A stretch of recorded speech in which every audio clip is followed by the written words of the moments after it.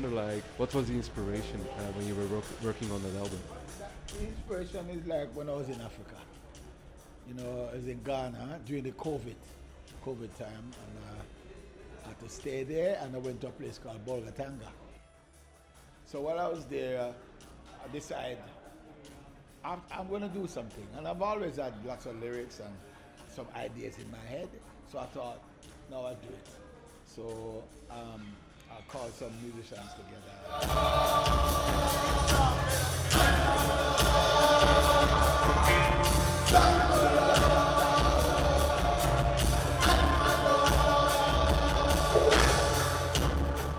But the inspiration for that album is coming from a long time.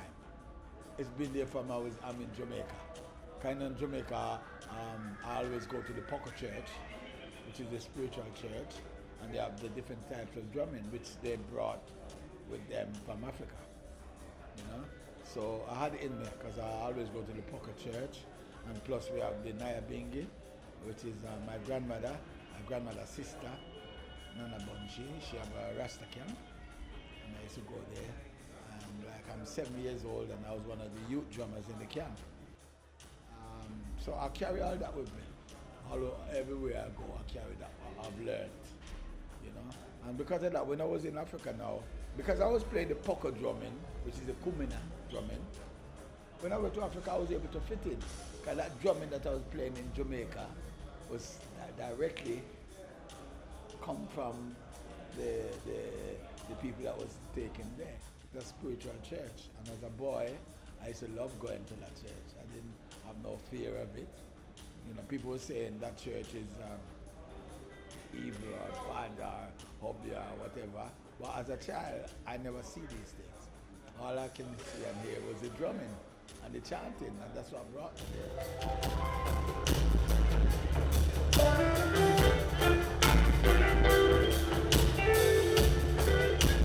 Even when Fela Kuti came here, even when Fela Kuti came to London, years ago I'm talking about, he was staying in this drummer house, Ginger Baker's house. And I used to go there because I was playing with this band called the Funkies. Everybody there from Africa. I was the only person there that wasn't born in Africa. You know, I went for an audition and they liked me. They want me to stay in the band. You know, so I stayed, and they brought me to where Fela Kuti was. So I go there and I'm learning. Everywhere I go, I try to learn something and thing, you know. So I had all those influences.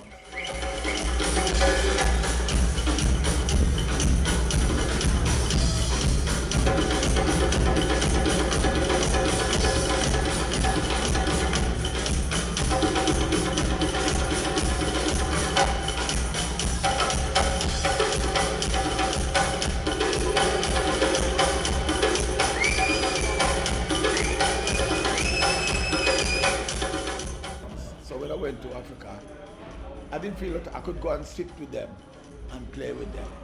Obviously, I didn't play the lead parts, but any rhythm that they were playing, I was fitting in with that, you know. And the conga player that I have here now, he's also from Ghana. So when I'm in Ghana, I move with him as well, you know. So I've learned all the different types of drumming, especially the rhythmic part of it. Because they speak the language, they can do the lead, because the lead is actually talking. You see, that's why I said drumming is a language. Because some of the drumming that they're playing, it is saying something. It could be saying, let's go, or let's go back, or you know, come on. You know, something is drumming, it talks.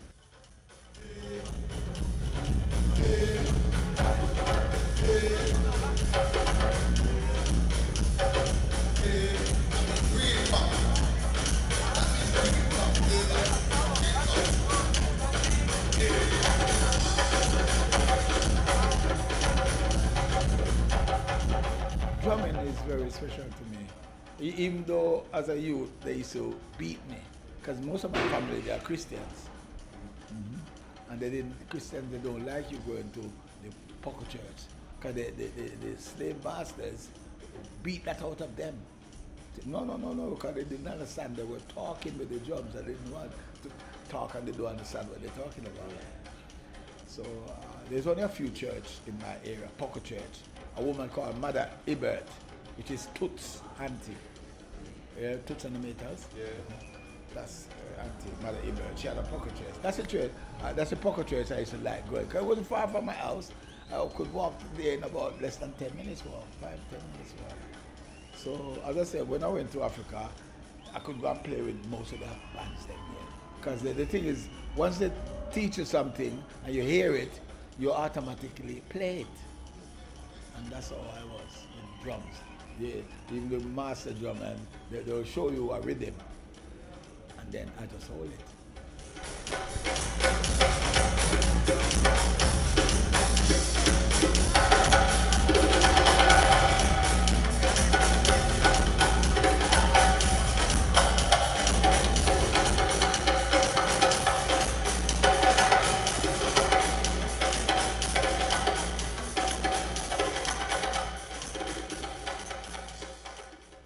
Would it be right to say for you, like, people think musicianship is only about learning to play the instrument?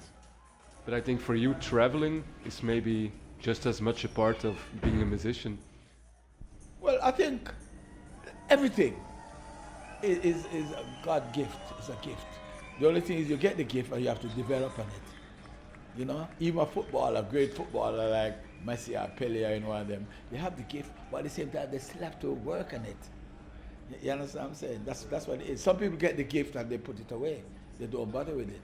But some people get it and they improve on it. So I think that's what I was doing all the time. I'm still learning, even at my age. I'm a grandfather, I'm still learning. Anywhere I go and I hear something, I learn it. And then sometimes I put my twist to it. I put something else to it. So it's like, you know, my own thing to it. Come on.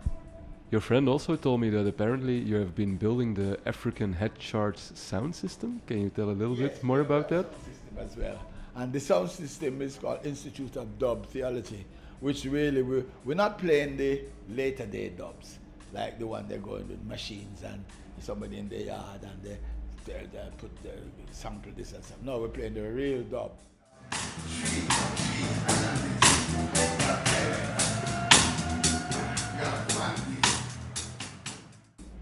Authentic dub.